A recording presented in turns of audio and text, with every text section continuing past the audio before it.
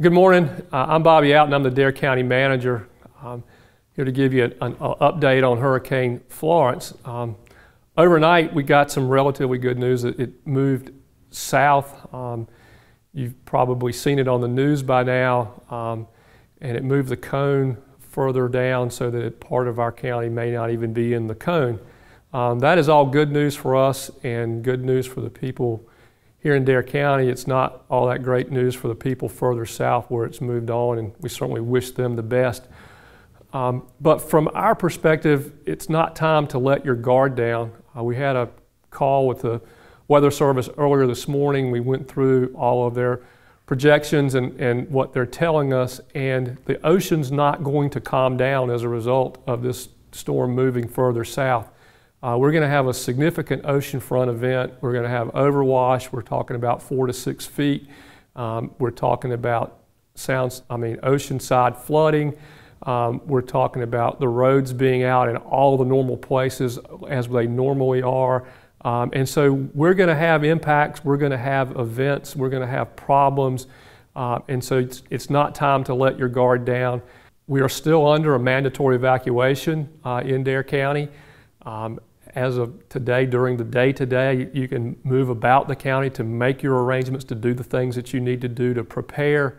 But at 7 o'clock tonight, today's Wednesday, so 7 o'clock tonight, we will not be allowing entry into the county. So anyone that's left the county during the day today, if you're not back by 7 o'clock tonight, you will not be allowed back in until after the storm, when conditions are deemed to be safe and we start allowing re-entry. So again, if you have business outside the county, you need to take care of that before 7 o'clock tonight.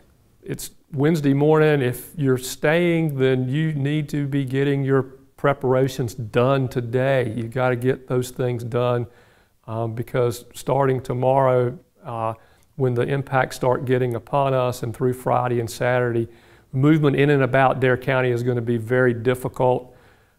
If you have medical conditions, you need to be sure those things are taken care of if you're staying. You need to have your prescriptions, you need to have your oxygen, you need to have your oxygen sources. Again, you will not be able to move around in Dare County easily over the next few days, and you may not be able to get those things if you should need them.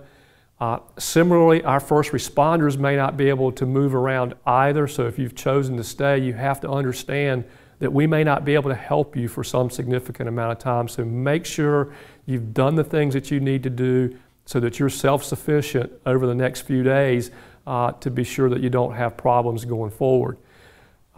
In addition to the oceanside overwash and flooding and the things that we expect there, we still expect significant rain. We're talking about 6 to 10 inches possibly over the next few days.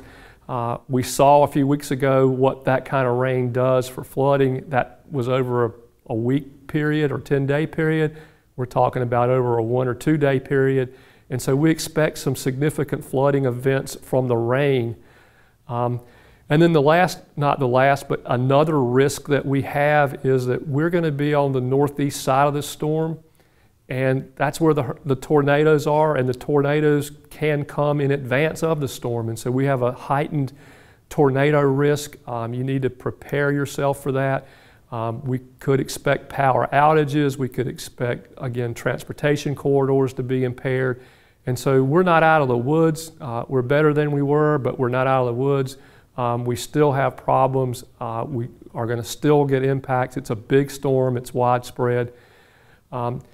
The other thing that they told us this morning was that the storm has slowed down. The steering currents that make these storms go wherever they go don't exist now. They're very, very light. And so when this thing hits land, they're not 100% sure where it's going to go. It can move. You saw that it moved 100 miles to the south over last night to today, which is a good thing for us. But it could just as easily move 100 miles to the north overnight tonight, in which case we're right back in it. We're right back with the problems that we talked about yesterday, and the problems I just talked about become more significant. So do not let your guard down. Do not think we're out of the woods. We still have a few days to go before we can breathe easily. but so far, so good. Our Emergency Management Center is open. If you have questions, the number is 252-475-5655, 252-475-5655. You can call. We have our call centers open and we'll be taking your calls to answer your questions. You can also, and maybe more easily and quickly, go to our website, darenc.com. When you go there, go to the emergency management page, and anything that we know about the storm, any information that we have, our press releases, all that information is on that website for you. And so for now, again, the message is do not let your guard down. If you're planning to evacuate, evacuate now. If you have not evacuated, then make sure you're self-sufficient for the next 3 or 4 days, because you may not be able to get assistance either from us or from other service agencies over that time. Please be safe, and we'll come back with our next report later this week.